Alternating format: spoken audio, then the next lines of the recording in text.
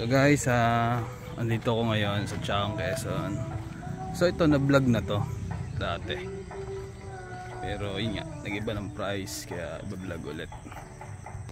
So ito yung ano niya, boundary yan. Hanggang dun siya sa may puting bakod na yon. Yan. Tapos ito guys, residential to, napakadaming bahay dito. Yan.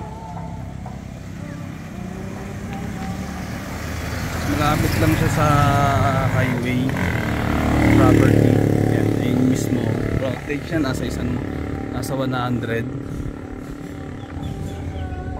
Tapos sa highway, napakalapit lang ito sa highway.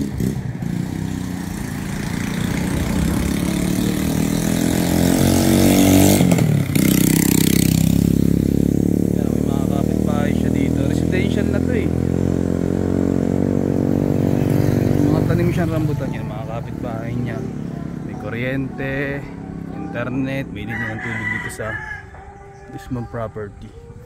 Yan. Yan o, mga kapitbahay na o. Tapos yan o, hanggang dito siya. May malaking bakod. Tapos may mga tanim siyang rambutan. Yan o, residential siya o. Ang daming bahay.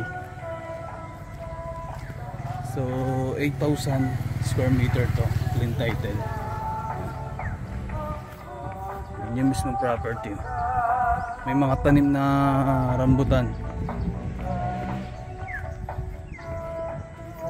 Yan.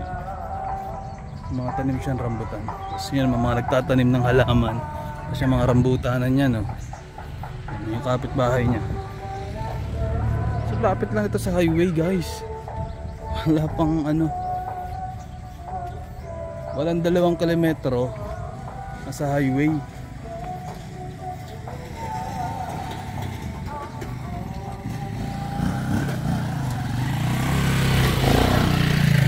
Corner lot pa siya.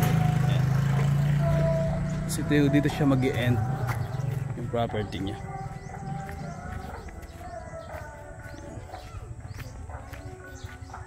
Yan.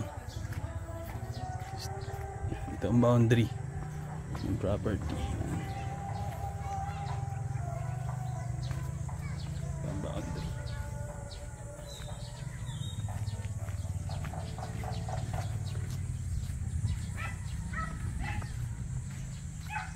Yan yung loob ng property guys oh. Tapos along may ng barangay road siya. Wala pang 1 kilometer, residential to. Ito lang yan guys sa Chaong, Quezon. Pasukin natin. Klaseng may buyer na naman. Meron po. Kaya ay kinihingi yung video. Yan, rambutan oh. Mga rambutan. Ito yung loob ng ano, property. Yan. Puro rambutan siya. Tatanim sila dito ng mga sili. Tapos mga sitaw. Ilang puno din ng rambutan. Tapos yung may lansones. Oh. 1, 2, 3, 4, 5, 6. Nasa 20 puno din guys to ng rambutan na RR. Tapos may sili siya dito. Sa mga interested dyan guys, nandyan yung number ko sa inyong screen. Gusto nyo matripping ng personal.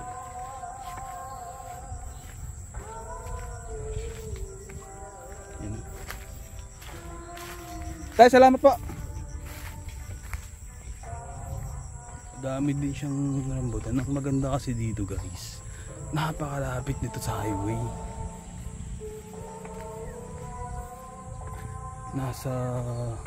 Wala pang 2 kilometro, nasa highway na kayo. Maharlika Highway po yun ha, hindi mismong hindi provincial road. Mismong Maharlika Highway, ayun yung dinadaanan ng Pabicol, pa Lucena, pa Manila, yan. Yan guys oh. Residential lot siya. So sa mga interested dyan guys, 8,000 square meter, nandiyan yung number ko sa inyong screen. Kung gusto nyo ma-ocular to ng personal, pwede po. Tawagan nyo lang ako sa number na nasa screen. Ito na lang po. Thank you.